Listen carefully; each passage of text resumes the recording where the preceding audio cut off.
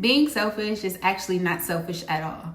Self-love is one of the things that we need in every stage of life that we go through. If you're tired of pouring from an empty cup, this video is for you.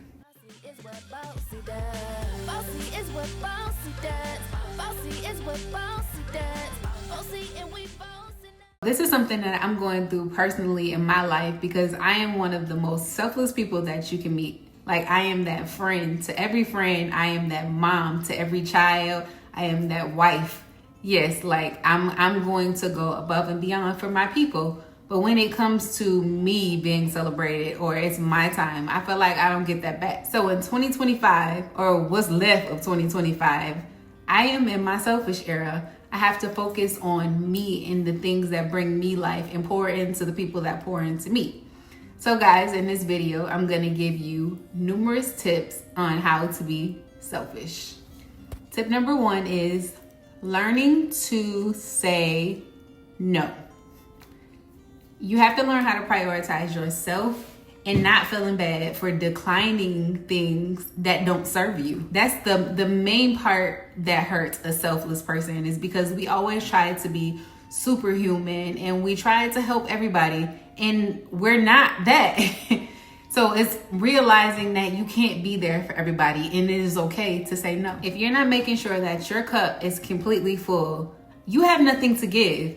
If you try to give to someone else, all you're doing is giving them the little that you have and leaving yourself depleted. So essentially, you're sacrificing you, your emotional stability, your time, your well-being for people who won't do the same. This next one kind of plays off of the learning how to say no, and that is creating boundaries. I have the hardest time with this because, like I said, I'm such a selfless person.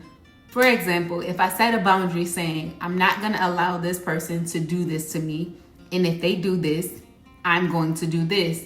If I pull myself away from somebody and they come back and they seem apologetic but not necessarily giving me apology, I take that as, okay, they're trying, so I will let down the guards and therefore I'm letting down my boundaries. A big part of setting boundaries is clearly communicating what you will and will not accept, what you are and are not comfortable with, and sticking to that regardless of whatever response you get.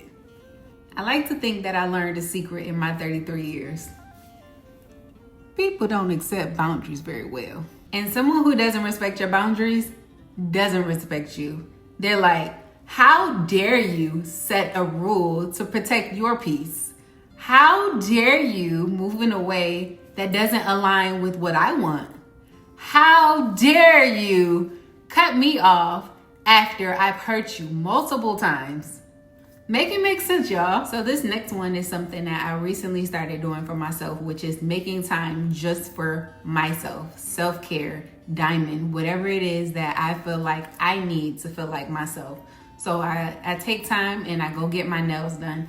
I get my hair done. I get my eyebrows done. I read a book. I have quiet time away from my children, away from my husband. I'm not always going out with friends. Like, I find time to be in silence and listen. You. Yeah, you. You're watching, but you haven't subscribed yet. Just click the button so you can keep getting these jewels. I feel like in those times of meditation, I'm more self-aware and I hear God a little bit stronger.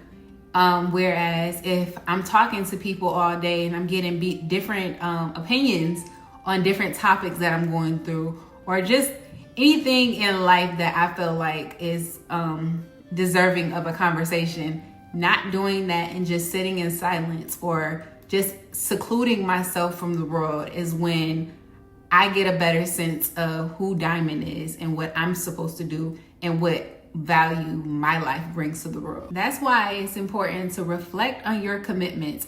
It's very important to think very carefully before you take on new obligations and make sure they align with your personal goals. Because what will happen is you're taking on these new commitments that don't really fit in your life, and you're moving your things and the things that matter to you out the way to make time for someone else. This is gonna help you focus on your own well-being while maintaining healthy relationships with other people.